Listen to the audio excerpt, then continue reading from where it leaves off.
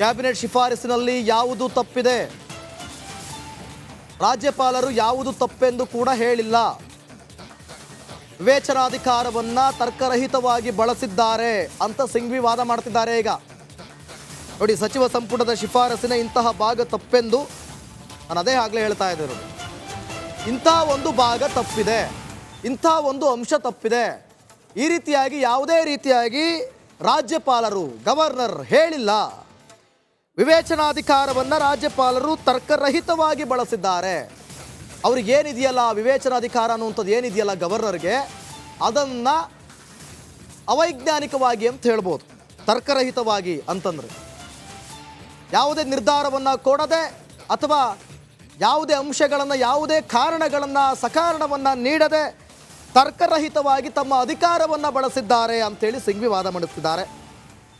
ಜೊತೆಗೆ MP police establishment ಕೇಸನ್ನು ಕೂಡ ರಾಜ್ಯಪಾಲರು ತಪ್ಪಾಗಿ ಬಳಸಿಕೊಂಡಿದ್ದಾರೆ. ಮಧ್ಯಪ್ರದೇಶದ ಪ್ರಕರಣವನ್ನು ಕೂಡ ಇಲ್ಲಿ ತಪ್ಪಾಗಿ ಬಳಸಿಕೊಂಡಿದ್ದಾರೆ ಅಂಥೇಳಿ ಸಿಂಘ್ವಿ ವಾದ ಮಾಡ್ತಾ ಇರೋದು. MP ಪೊಲೀಸ್ ಎಸ್ಟಾಬ್ಲಿಷ್ಮೆಂಟ್ ಕೇಸ್ ಉಲ್ಲೇಖಿಸಿ ವಾದ ಮಾಡಿದ್ರು. ಸರಿಯಾದ ಅಂಶಗಳು ಇದ್ದರೂ ಕೂಡ ರಾಜ್ಯಪಾಲರು ಅಸಂಬಂಧ ಆದೇಶವನ್ನು ನೀಡಿದ್ದಾರೆ ಅಂತ ಹೇಳಿದ್ರು. ಕ್ಯಾಬಿನೆಟ್ ಒಂದು ಆದೇಶವನ್ನು ಕೊಟ್ಟಿದೆ ಅಂತ ಅಂದುಕೊಳ್ಳೋಣ. ಜಡ್ಜ್ ಹೇಳ್ತಾ ಇರುವಂಥದ್ದು ಇಲ್ಲಿ ಸರ್ಕಾರ ಸಕಾರಣವನ್ನು ನೀಡಿ ಅಥವಾ ರಾಜ್ಯಪಾಲರು ಸಕಾರಣವನ್ನು ನೀಡಿ ನಿರ್ಣಯವನ್ನು ತಿರಸ್ಕರಿಸಬಹುದಿತ್ತು ಅಂತ ಜಡ್ಜ್ ಹೇಳಿದ್ರು. ನಿರ್ಣಯದಲ್ಲಿ ಏಕಪಕ್ಷೀಯ ಇದೆ, ಕ್ಯಾಬಿನೆಟ್ ನಿರ್ಣಯವನ್ನು ತಿರಸ್ಕರಿಸಬಹುದು ಅಂತ ಸಿಂಘ್ವಿ ಹೇಳ್ತಾ ಇದ್ದಾರೆ. ಒಟ್ಟು 3 ಅಂಶಗಳನ್ನು ಉಲ್ಲೇಖಿಸಿ ರಾಜ್ಯಪಾಲರು ಸ್ವತಂತ್ರ ನಿರ್ಣಯವನ್ನು ತಿಳಿಸಬಹುದಾ?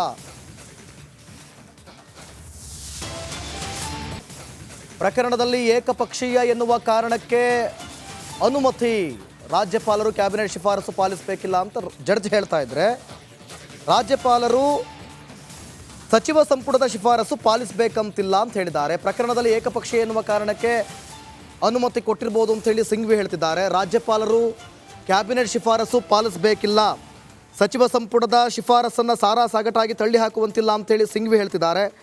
ಜೊತೆಗೆ ರಾಜ್ಯಪಾಲರು ಸಚಿವ ಸಂಪುಟದ ಶಿಫಾರಸು ತಪ್ಪು ಯಾಕೆ ಅಂತಲೂ ಕೂಡ ಹೇಳಿಲ್ಲ. ಹೀಗಾಗಿ ಕಾರಣವೇ ಹೇಳದೆ ಸಚಿವ ಸಂಪುಟದ ಕ್ರಮ ತಾರತಮ್ಯ ಪೂರಿತವೆನ್ನಲಾಗದು ಅಂಥೇಳಿ ಸಿಂಘ್ವಿ ಈ ಕಡೆಯಿಂದ ವಾದವನ್ನು ಮಂಡಿಸ್ತಾ ಇದ್ದಾರೆ. ಅಂದರೆ ಜಡ್ಜ್ ಹೇಳ್ತಾ ಇರುವಂಥದ್ದು, ರಾಜ್ಯಪಾಲರು ಸಚಿವ ಸಂಪುಟದಿಂದ ಏನು ಶಿಫಾರಸು ಮಾಡಿರ್ತಾರಲ್ಲ ಅಥವಾ ಸಂಪುಟ ಸಭೆಯನ್ನು ಮಾಡಿ ಏನು ನಿರ್ಧಾರವನ್ನು ತೆಗೆದುಕೊಂಡಿರ್ತಾರಲ್ಲ ಅದನ್ನು ಪಾಲಿಸಬೇಕು ಅಂತ ಏನಿಲ್ಲ ಅನ್ನುವಂಥದ್ದನ್ನು ಜಡ್ಜ್ ಹೇಳ್ತಿದ್ದಾರೆ.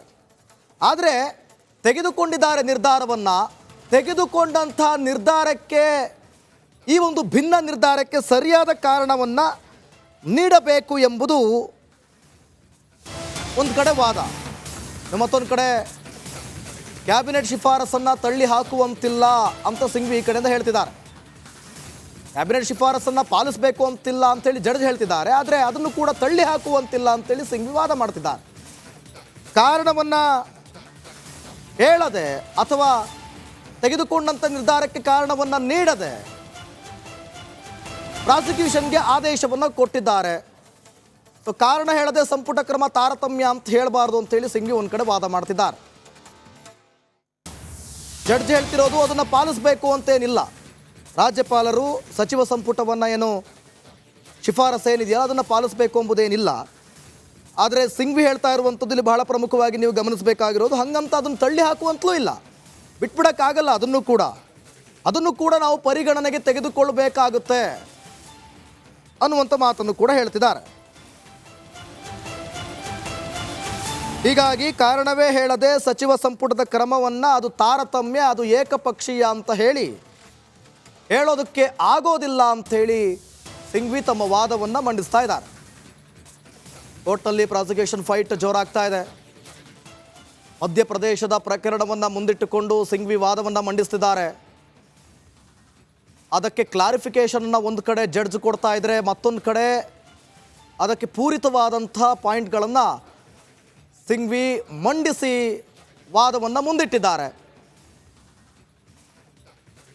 ರಾಜ್ಯಪಾಲರು ಕೊಟ್ಟಂಥ ಪ್ರಾಸಿಕ್ಯೂಷನ್ ಫೈಟ್ ನಿರ್ಧಾರವನ್ನು ಹೇಗೆ ತೆಗೆದುಕೊಂಡ್ರು, ರಾಜ್ಯಪಾಲರು ಯಾವ ಅಂಶವನ್ನು ಪರಿಗಣನೆಗೆ ತೆಗೆದುಕೊಂಡು ಅನುಮತಿ ನೀಡಿದ್ದಾರೆ, ಹಾಗಾದರೆ ಯಾವ ಅಂಶವನ್ನು ಪರಿಗಣನೆಗೆ ತೆಗೆದುಕೊಂಡಿದ್ದಾರೆ? ಓಕೆ, ಕ್ಯಾಬಿನೆಟ್ ಸಭೆಯನ್ನು ತಾರತಮ್ಯ ಅಂತ ಹೇಳ್ತಾರೆ, ಪರಿಗಣಿಸುವಂತಿಲ್ಲ ಅನ್ನೋದಾದರೆ ಯಾವ ಅಂಶವನ್ನು ತಲೆಯಲ್ಲಿಟ್ಟುಕೊಂಡು ಪ್ರಾಸಿಕ್ಯೂಷನ್ಗೆ ಅನುಮತಿಯನ್ನು ನೀಡಿದ್ದಾರೆ? ಇದನ್ನು ಎಲ್ಲೂ ಕೂಡ ರಾಜ್ಯಪಾಲರು ಹೇಳಿಲ್ಲ. ಯಾತಕ್ಕಾಗಿ ಪ್ರಾಸಿಕ್ಯೂಷನ್ಗೆ ಅನುಮತಿಯನ್ನು ಕೊಟ್ಟೆ ಅಂಥೇಳಿ ರಾಜ್ಯಪಾಲರು ಹೇಳಿಲ್ಲ ಅನ್ನುವಂಥ ಮಾತುಗಳೀಗ. ರಾಜ್ಯಪಾಲರು ಜನರಿಂದ ಆಯ್ಕೆ ಆಗಿಲ್ಲ. ರಾಜ್ಯಪಾಲರಿಗೆ ಭಿನ್ನವಾದ ನಿರ್ಧಾರವನ್ನು ತೆಗೆದುಕೊಳ್ಳಬೇಕು ಅಂದರೆ ಅದಕ್ಕೆ ಸರಿಯಾದ ಕಾರಣವನ್ನು ನೀಡಬೇಕು. ಜೊತೆಗೆ ಕ್ಯಾಬಿನೆಟ್ ಸಭೆ ಆಗಿರ್ಬೋದು ಅಥವಾ ಕ್ಯಾಬಿನೆಟ್ನಲ್ಲಿ ತೆಗೆದುಕೊಂಡ ನಿರ್ಣಯಗಳನ್ನು ತಳ್ಳಿ ಹಾಕುವಂತಿಲ್ಲ. ಅಥವಾ ಏನೇ ಮಾಡಿದ್ರೂ ಕೂಡ ಅದಕ್ಕೊಂದು ಸರಿಯಾದ ಕಾರಣ ನೀಡಬೇಕು, ಯಾಕೆ ಅಂತ ಹೇಳಬೇಕು, ಉದ್ದೇಶವನ್ನು ಇಟ್ಕೊಂಡಿರಬೇಕು ಅನ್ನುವಂಥದ್ದು ಸಿಂಘ್ವಿ ವಾದ. ಆದರೆ ಮತ್ತೊಂದು ಕಡೆ ಜಡ್ಜ್ ಹೇಳ್ತಾ ಇರುವಂಥದ್ದು, ಇಂಥ ಸಂದರ್ಭಗಳಲ್ಲಿ ರಾಜ್ಯಪಾಲರು ಸ್ವತಂತ್ರ ನಿರ್ಣಯವನ್ನು ಕೈಗೊಳ್ಳಬೇಕು. ಜೊತೆಗೆ ಕ್ಯಾಬಿನೆಟ್ ನಿರ್ಣಯವನ್ನು ಪರಿಗಣನೆಗೆ ತೆಗೆದುಕೊಳ್ಳಬೇಕು ಅಂತಿಲ್ಲ, ಸ್ವ ಇಚ್ಛೆಯಿಂದ ನಿರ್ಧಾರವನ್ನು ಕೂಡ ಮಾಡಬಹುದು. ಗವರ್ನರ್ ಯಾವ ಅಂಶ ಪರಿಗಣಿಸಿ ಅನುಮತಿಯನ್ನು ನೀಡಿದ್ದಾರೆ? ಈಗ ಇದನ್ನು ಎಲ್ಲೂ ಕೂಡ ರಾಜ್ಯಪಾಲರು ಹೇಳಿಲ್ಲ. ಪ್ರಾಸಿಕ್ಯೂಷನ್ಗೆ ಅನುಮತಿ ಕೊಟ್ಟರಲ್ಲ, ಪ್ರಾಸಿಕ್ಯೂಷನ್ಗೆ ಅನುಮತಿ ಕೊಟ್ಟಂಥ ಸಂದರ್ಭದಲ್ಲಿ ಪ್ರಮುಖ ಅಂಶವನ್ನು ಅವರು ಮೆನ್ಷನ್ನೇ ಮಾಡಿಲ್ಲ, ಯಾತಕ್ಕಾಗಿ ಅಂಥೇಳಿ.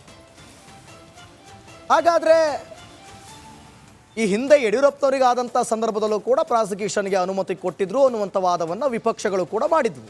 ಅವಾಗ ಕೊಡ್ಬೋದಿತ್ತು, ಈಗ ಯಾಕೆ ಕೊಡ್ತಾ ಇಲ್ಲ ಅಂತ ಹೇಳಿದರು. ಈ ರೀತಿಯಾದಂಥ ಮಾತುಗಳು ರಾಜಕೀಯ ವಲಯಗಳಲ್ಲಿ ಕೇಳಿ ಬಂದಿದ್ವು. ಸಾಕಷ್ಟು ಬಾರಿ ರಾಜ್ಯಪಾಲರ ಮುಂದೆ ಪ್ರಾಸಿಕ್ಯೂಷನ್ಗೆ ಕೊಡಿ, ಜೊತೆಗೆ ರಾಜ್ಯಾದ್ಯಂತ ದೊಡ್ಡ ಮಟ್ಟದ ಹೋರಾಟಗಳಾಯಿತು. ಏಕಾಏಕಿ ಒಂದಷ್ಟು ಸಮಯಗಳನ್ನು ತೆಗೆದುಕೊಂಡಂಥ ಗವರ್ನರ್ ಪ್ರಾಸಿಕ್ಯೂಷನ್ಗೆ ಅನುಮತಿಯನ್ನು ಕೊಟ್ಟರು. ಆದರೆ ಈಗ ಸಿಂಘ್ವಿ ಹೇಳ್ತಾ ಇರುವಂಥದ್ದೇನು, ಪ್ರಮುಖ ಅಂಶ ಏನು, ರಾಜ್ಯಪಾಲರು ಯಾವ ಅಂಶವನ್ನು ಪರಿಗಣನೆಗೆ ತೆಗೆದುಕೊಂಡು ಅನುಮತಿಯನ್ನು ಕೊಟ್ಟಿದ್ದಾರೆ, ಸರಿಯಾದ ಕಾರಣವನ್ನು ನೀಡಿ ಅನುಮತಿಯನ್ನು ಕೊಟ್ರ ಅನ್ನುವಂಥ ಮಾತುಗಳು. ಇಲ್ಲಿ MP ಎಸ್ಟಾಬ್ಲಿಷ್ಮೆಂಟ್ ತೀರ್ಪಿನಲ್ಲಿ ಅಸಂಬದ್ಧತೆ ಇತ್ತು, ಏಕಪಕ್ಷೀಯ ಇತ್ತು, ಹೀಗಾಗಿ ರಾಜ್ಯಪಾಲರ ಆದೇಶವನ್ನು ಎತ್ತಿ ಹಿಡಿಯಲಾಗಿತ್ತು. ಆದರೆ ಈ ಪ್ರಕರಣದಲ್ಲಿ ಕೇವಲ ಕಾನ್ಷಿಯಸ್ ಬಯಾಸ್ಡ್ ಅಂದರೆ ಏಕಪಕ್ಷೀಯ ಎನ್ನುವ ಕಾರಣಕ್ಕೆ ಅಥವಾ ಆ ಥರ ನಿರ್ಧಾರವನ್ನು ತೆಗೆದುಕೊಂಡ್ರಾ ಅನ್ನುವಂಥ ಕಾರಣಕ್ಕೆ ಅನುಮತಿಯನ್ನು ನೀಡಲಾಗಿದೆ ಅಂತ ಸಿಂಘ್ವಿ ವಾದ ಮಾಡ್ತಿದ್ದಾರೆ.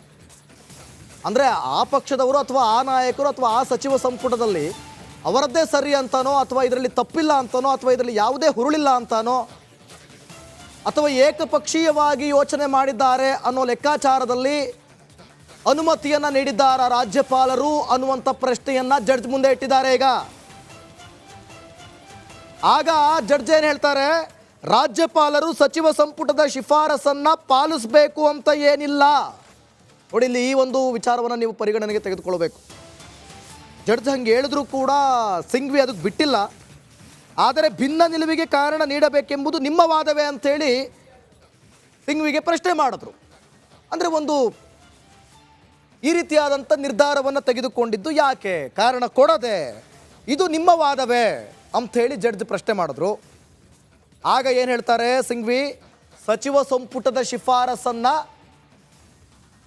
ಸಾರಾ ಸಗಟಾಗಿ ತಳ್ಳುವಂತೆ ಇಲ್ಲ, ತಳ್ಳಿ ಹಾಕುವಂತಿಲ್ಲ. ಅಂದರೆ ತೆಗೆದುಕೊಂಡ ನಿರ್ಧಾರವನ್ನು ಅದು ತಳ್ಳಿ ಹಾಕೋದಾದರೆ ಯಾವ ನಿರ್ಧಾರದ ಮೇಲೆ ಅಥವಾ ಯಾವ ಕಾರಣದ ಮೇಲೆ ಅವರು ಅದನ್ನು ತಳ್ಳಿ ಹಾಕ್ತಾರೆ, ಯಾವ ನಿಟ್ಟಿನಲ್ಲಿ ಅದನ್ನು ಸಚಿವ ಸಂಪುಟದ ನಿರ್ಧಾರವನ್ನು ತಳ್ಳಿ ಹಾಕ್ತಾರೆ ಅಂತೇಳಿ ಸಿಂಘ್ವಿ ವಾದ ಮಾಡಿದ್ರೆ, ಈ ಕಡೆ ರಾಜ್ಯಪಾಲರು ಸಚಿವ ಸಂಪುಟದ ಶಿಫಾರಸು ತಪ್ಪು ಯಾಕೆ ಅಂತಲೂ ಕೂಡ ಹೇಳಿಲ್ಲ.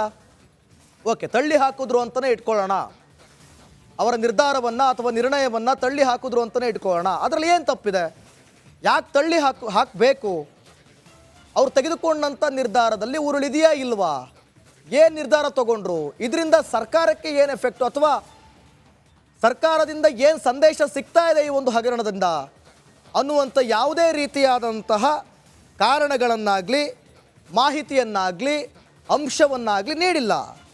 ಹೀಗಾಗಿ ಕಾರಣವೇ ಹೇಳದೆ ಸಚಿವ ಸಂಪುಟದ ಕ್ರಮ ತಾರತಮ್ಯ ಅಥವಾ ಏಕಪಕ್ಷೀಯ ಅಥವಾ ಅದು ಒಂದೇ ನಿರ್ಧಾರ ಅಥವಾ ಸ್ವ-ಇಚ್ಛಾ ನಿರ್ಧಾರ ಅನ್ನುವಂಥದ್ದು ಹೇಗೆ ಡಿಸೈಡ್ ಮಾಡಿದ್ರು ಇವರು ಅನ್ನುವಂಥದ್ದು ಸಿಂಘ್ವಿ ವಾದ. ರಾಜ್ಯಪಾಲರು ಯಾವ ಅಂಶವನ್ನು ಪರಿಗಣನೆಗೆ ತೆಗೆದುಕೊಂಡು ಅನುಮತಿ ನೀಡಿದ್ದಾರೆ ಇದನ್ನು ಎಲ್ಲೂ ಕೂಡ ರಾಜ್ಯಪಾಲರು ಹೇಳಿಲ್ಲ. ಯಾರ ಬಳಿ ಯಾರು ಹೇಳಿದಾರ ಹೋಗಲಿ, ಎಲ್ಲಿ ಹೇಳಿದ್ದಾರೆ, ಯಾತಕ್ಕಾಗಿ ನಿರ್ಧಾರವನ್ನು ತೆಗೆದುಕೊಂಡ್ವಿ ಅಥವಾ ಸಚಿವ ಸಂಪುಟದ ನಿರ್ಣಯವನ್ನು ನಾವು ಒಪ್ಪಲಿಕ್ಕೆ ರೆಡಿ ಇಲ್ಲ ಅಂತ ಎಲ್ಲಿ ಹೇಳಿದ್ದಾರೆ? ಹಾಗಾಗಿ ಈ ರೀತಿಯಾದಂಥ ವಿಚಾರದಲ್ಲಿ, ಈ ರೀತಿಯಾದಂಥ ಪ್ರಕರಣಗಳಲ್ಲಿ ಸರಿಯಾದ ಕಾರಣವನ್ನು ನೀಡಲೇಬೇಕಾಗುತ್ತೆ ಅನ್ನುವಂತಹ ಈಗ ಮಾತುಗಳನ್ನು ಒಂದು ಕಡೆ ಸಿಂಗ್ವಿವಾದ ಮಾಡ್ತಾ ಇರೋದು. ಸಹ ಕಾರಣವನ್ನು ನೀಡಿ ರಾಜ್ಯಪಾಲರು ನಿರ್ಣಯವನ್ನು ತಿರಸ್ಕರಿಸಬಹುದು. ಎಂಪಿ ಪೊಲೀಸ್ ಎಸ್ಟಾಬ್ಲಿಷ್ಮೆಂಟ್ ಕೇಸನ್ನು ಉಲ್ಲೇಖಿಸಿ ವಾದ ಮಾಡಿದ್ದಾರೆ. ಮಹಾರಾಷ್ಟ್ರದ ಪ್ರಕರಣವನ್ನು